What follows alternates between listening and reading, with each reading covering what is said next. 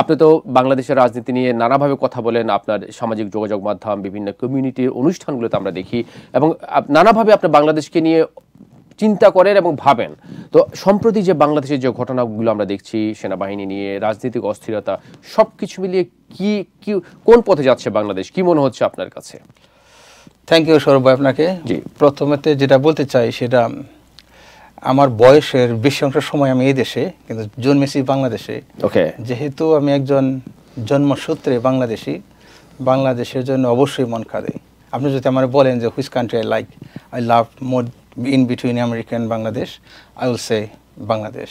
ওকে। তো সেই ক্ষেত্রে আরেকটা কথা বলে রাখি, আমি রাজনীতিবিদ নই, কিন্তু আমাদের বাংলাদেশের প্রত্যেকটা মানুষ তারা রাজনৈতিক প্রসঙ্গে বিষয়ে কনসার্ন।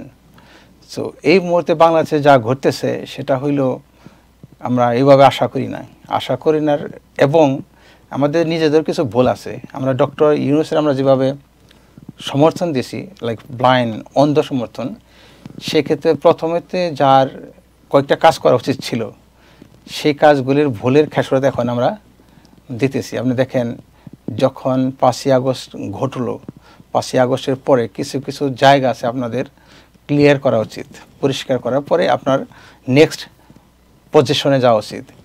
আপনি যেহেতু পরিষ্কার করেন নাই, ওইগুলো আপনার সামনে বাধা হয়ে দাঁড়াবে, এটাই স্বাভাবিক।